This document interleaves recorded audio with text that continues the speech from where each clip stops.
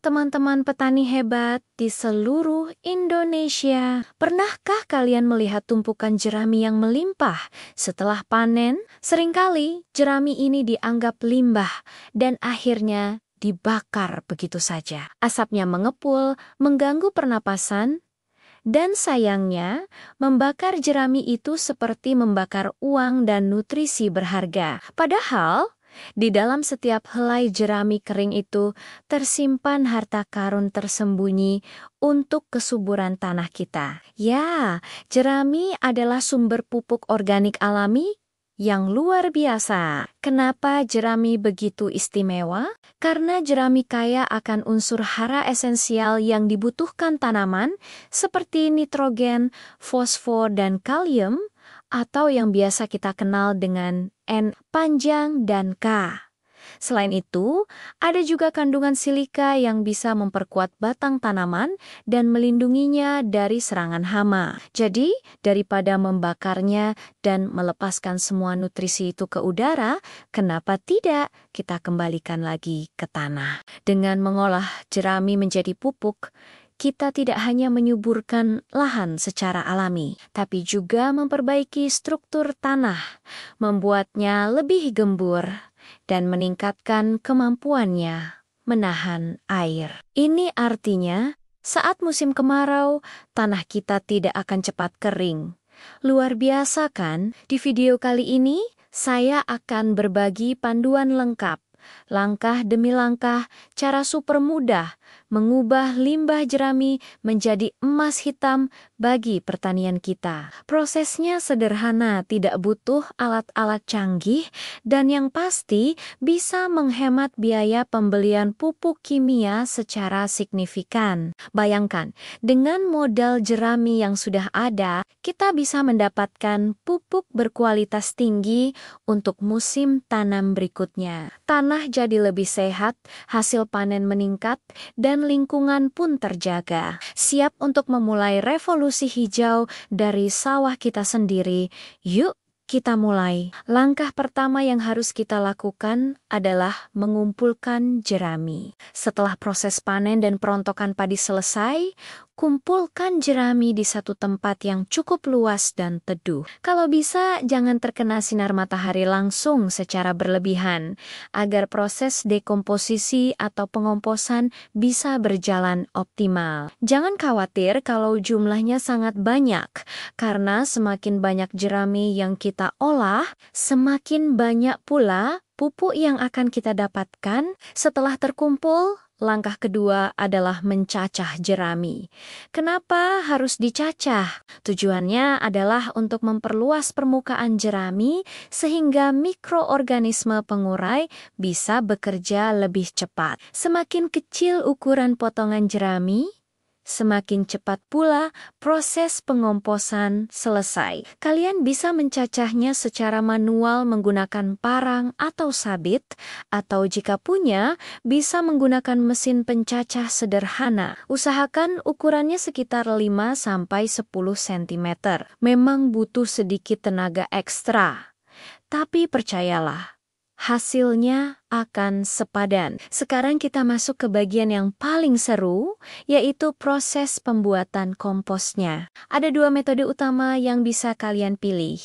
Metode tumpukan terbuka atau metode menggunakan komposter. Untuk skala besar di sawah, metode tumpukan terbuka adalah yang paling praktis. Caranya, buatlah tumpukan jerami yang sudah dicacah tadi dengan lebar sekitar 1,5 hingga 2 meter dan tingginya sekitar 1 meter. Panjangnya bisa disesuaikan dengan jumlah jerami yang kalian miliki. Kunci dari pengomposan yang sukses adalah kelembapan dan aerasi atau sirkulasi udara. Jerami dalam tumpukan tidak boleh terlalu kering, tapi juga tidak boleh terlalu basah hingga becek. Tingkat kelembapan yang ideal itu seperti saat kita memeras spons basah, airnya tidak menetes deras. Jadi setelah membuat lapisan jerami setebal sekitar 20 cm, siram dengan air secukupnya untuk mempercepat proses penguraian kita butuh bantuan pasukan mikroorganisme. Pasukan ini bisa kita dapatkan dari dekomposer atau aktivator kompos yang banyak dijual di toko pertanian. Biasanya bentuknya cair atau serbuk. Larutkan dekomposer ini sesuai petunjuk pada kemasan, lalu siramkan secara merata di atas lapisan jerami yang sudah basah. Selain dekomposer buatan pabrik, kita juga bisa menggunakan bahan-bahan alami yang ada di sekitar kita. Salah satu yang paling ampuh adalah kotoran ternak, seperti kotoran sapi, kambing, atau ayam. Kotoran ternak ini kaya akan mikroorganisme baik yang sangat efektif dalam mengurai bahan organik seperti jerami. Caranya, setelah menyiram lapisan jerami dengan air, taburkan lapisan tipis kotoran ternak di atasnya. Ini akan menjadi starter yang luar biasa untuk proses pengomposan. Jika tidak ada kotoran ternak, kalian juga bisa menggunakan tanah dari lapisan atas atau topsoil yang subur. Karena di dalamnya juga terkandung banyak mikroba. Ulangi proses ini selapis demi selapis. Lapisan jerami cacah, siram air, semprotkan larutan dekomposer atau taburkan kotoran ternak, lalu tumpuk lagi dengan lapisan jerami baru.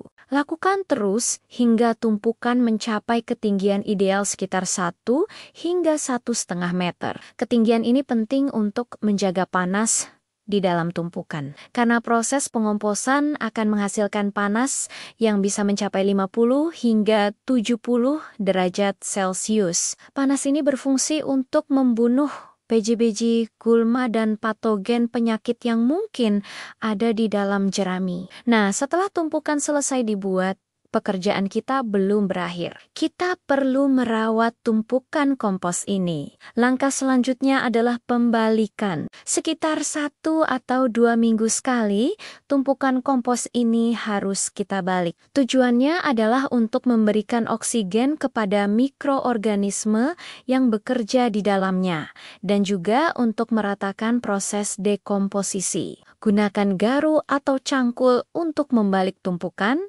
Pastikan bagian yang tadinya di luar sekarang berada di dalam, dan sebaliknya. Saat membolek, periksa juga kelembapannya. Jika terasa terlalu kering, jangan ragu untuk menyiramnya lagi dengan air. Proses pengomposan jerami ini biasanya memakan waktu sekitar 1 hingga 3 bulan, tergantung pada ukuran cacahan, jenis dekomposer yang digunakan, dan seberapa rajin kita membaliknya. Tanda-tanda kompos sudah matang adalah warnanya berubah menjadi coklat kehitaman seperti tanah. Teksturnya menjadi remah atau gembur.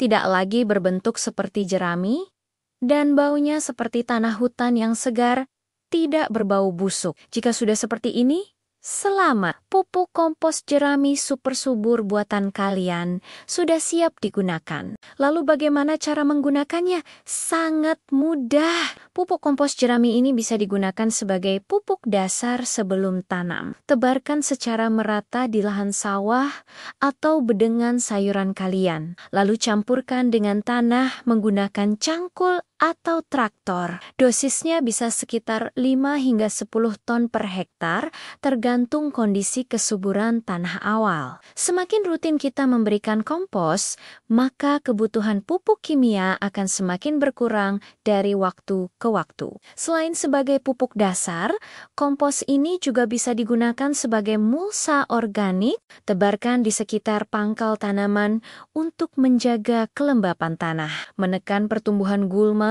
dan memberikan nutrisi secara perlahan setiap kali kita menyiram. Ini sangat efektif untuk tanaman hortikultura seperti cabai, tomat, atau terong. Dengan membuat kompos dari jerami, kita mendapatkan banyak sekali keuntungan. Pertama, kita mengurangi biaya produksi karena tidak perlu lagi membeli pupuk kimia dalam jumlah besar. Kedua, kita meningkatkan kesehatan dan kesuburan tanah secara berkelanjutan. Bahan organik dari kompos akan memperbaiki struktur tanah, membuatnya lebih hidup dengan mikroorganisme baik. Ketiga, hasil panen kita berpotensi meningkat, baik secara kuantitas maupun kualitas, karena tanaman tumbuh di media yang sehat dan kaya nutrisi. Dan yang tidak kalah penting, kita turut menjaga kelestarian lingkungan dengan mengurangi polusi udara akibat pembakaran jerami dan mengurangi residu kimia di tanah. Jadi, mulai sekarang, mari kita ubah cara pandang kita terhadap jerami, bukan lagi sebagai limbah yang merepotkan, tapi sebagai anugerah dari alam yang bisa kita manfaatkan untuk kesejahteraan kita sendiri. Sebuah langkah kecil yang dampaknya sangat besar bagi masa depan pertanian Indonesia. Terima kasih sudah menonton video ini sampai selesai. Semoga informasi ini bermanfaat dan bisa langsung dipraktikkan di lahan kalian masing-masing. Jangan ragu untuk berbagi pengalaman kalian membuat kompos jerami di kolom komentar di bawah ya. Mari kita saling belajar dan bertukar ilmu. Jangan lupa klik tombol suka, bagikan video ini ke teman-teman petani lainnya. Dan tentu saja, subscribe channel ini agar tidak ketinggalan video-video inspiratif seputar pertanian selanjutnya. Sampai jumpa di video berikutnya. Salam petani cerdas, salam hijau.